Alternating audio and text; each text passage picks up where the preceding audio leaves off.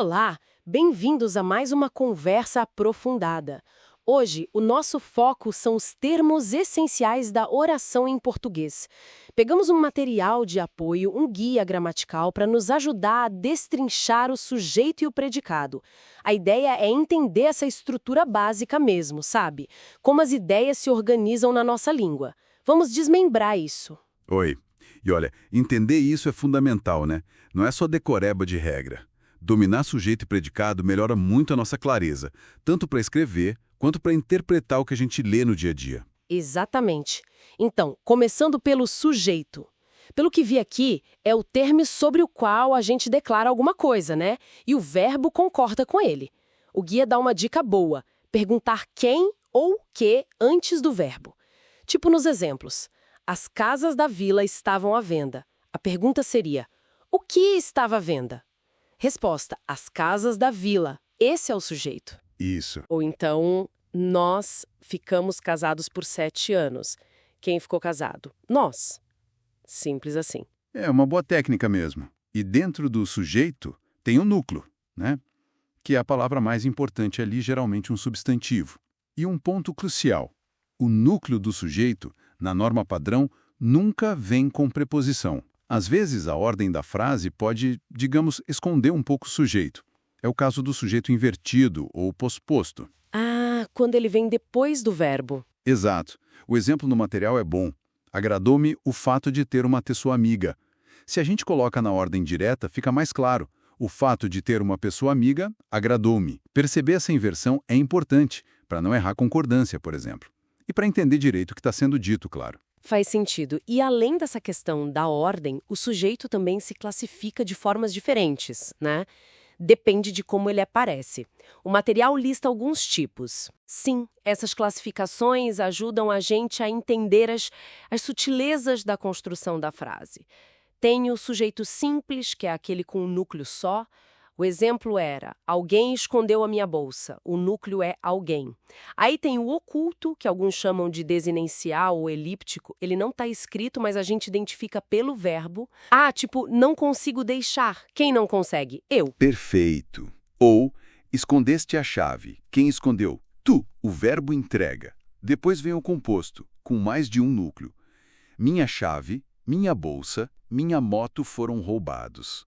3 núcleos aí. E temos também um indeterminado. Esse é interessante. É quando a gente não sabe quem fez a ação ou não quer dizer. Isso. Pode ser com o verbo na terceira pessoa do plural, sem o referente anterior. Criticaram-nos muito. Quem criticou? Não se sabe, ou não se diz. Ou com o verbo na terceira pessoa do singular, mas a partícula se, o índice de indeterminação do sujeito. Vive-se bem naquela cidade. Quem vive? Indeterminado. E por último, a oração sem sujeito, né? Com aqueles verbos específicos. Exatamente. São os verbos chamados impessoais. Geralmente indicam fenômenos da natureza. Choveu muito ontem. Ou o verbo haver com sentido de existir, acontecer ou indicando tempo passado. Tipo, havia poucas pessoas aqui. Ou ainda o verbo fazer, indicando tempo ou clima. Faz 2 anos que não vejo. Fez frio ontem. E sobre esse verbo haver no sentido de existir, tem uma pegadinha comum, não tem? Ou a do singular. Não importa se o que existe está no plural. Havia problemas e não haviam problemas. Isso vale mesmo se tiver um verbo auxiliar junto.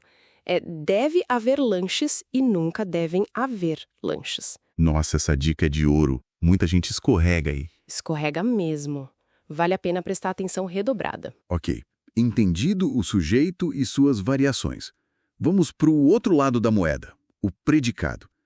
Basicamente é tudo o que se diz sobre o sujeito, certo? E sempre tem um verbo ali no meio.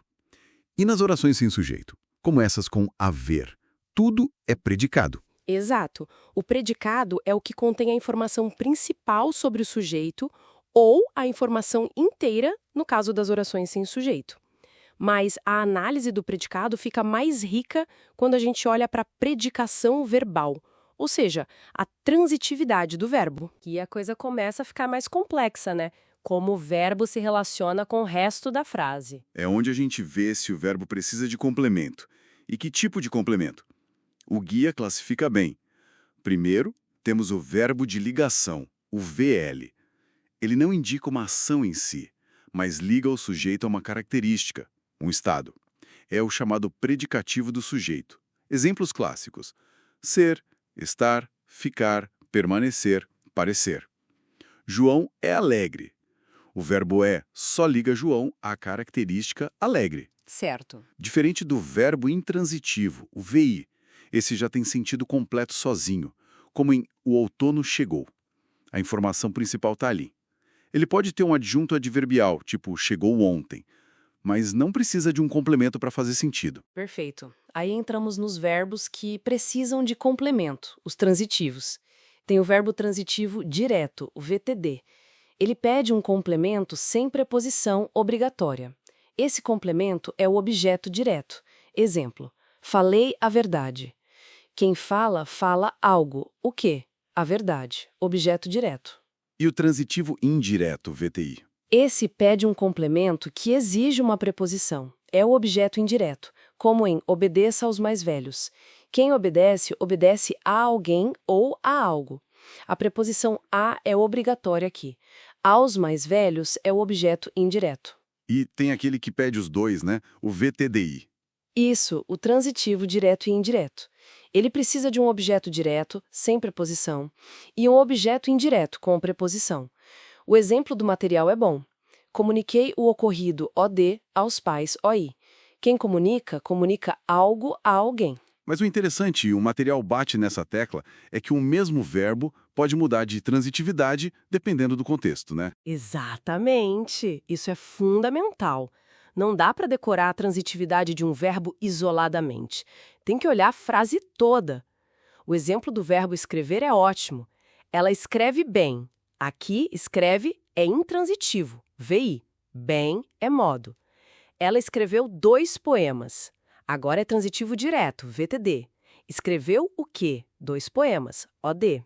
Ela ainda não me escreveu. Pode ser transitivo indireto, VTI. Escreveu para quem? Para mim, representado pelo me, OI. Ela não me escreveu nada. Aqui já é transitivo direto e indireto, VTDI. Escreveu o quê? Nada, OD. Para quem? Para mim, me, OI. Uau, que flexibilidade!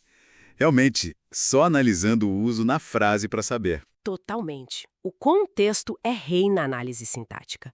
E já que falamos de verbo de ligação e dos complementos, vale mencionar rapidinho o predicativo. Sim, você comentou do predicativo do sujeito ligado pelo verbo de ligação. Isso. Mas existe também o predicativo do objeto. É uma característica atribuída ao objeto direto. A presença e o tipo de verbo mais o predicativo definem o tipo de predicado. É uma outra camada de análise. Se tem verbo de ligação plus predicativo do sujeito, o predicado é nominal. Exemplo: os jovens pareciam felizes. O núcleo é felizes, nome. Se o verbo indica a ação e não tem predicativo, o predicado é verbal. Exemplo: os jovens cantavam. O núcleo é o verbo cantavam. Agora, se o verbo indica a ação e tem um predicativo do sujeito ou do objeto, aí temos o predicado verbo nominal. Exemplo: os jovens cantavam felizes. Tem a ação, cantar, e o estado, modo, felizes. Entendi. Então tem o cantar e o modo como cantavam. 2 núcleos de informação, um verbal e um nominal. Exatamente essa ideia. O predicado verbo nominal combina a informação da ação com uma característica. Bom, acho que cobrimos bastante terreno. Deu para ver como identificar o sujeito, entender o que diz sobre ele no predicado e, principalmente, essa relação do verbo com os complementos à transitividade e com os predicativos. Tudo isso é chave para desmontar a frase e entender o sentido dela, né? Sem dúvida. É a espinha dorsal da nossa comunicação escrita e falada. E fica uma reflexão, talvez. Será que ter essa consciência mais técnica, digamos, da estrutura da frase, muda a forma como a gente lê, principalmente textos mais elaborados? Ou até mesmo como a gente escolhe construir as nossas próprias frases, buscando talvez mais clareza, uma ênfase diferente? Fica aí a provocação para quem nos ouve pensar a respeito e observar na própria prática. Excelente ponto para encerrar. Observar a língua em ação. Obrigada pela conversa. Eu que agradeço. Até a próxima.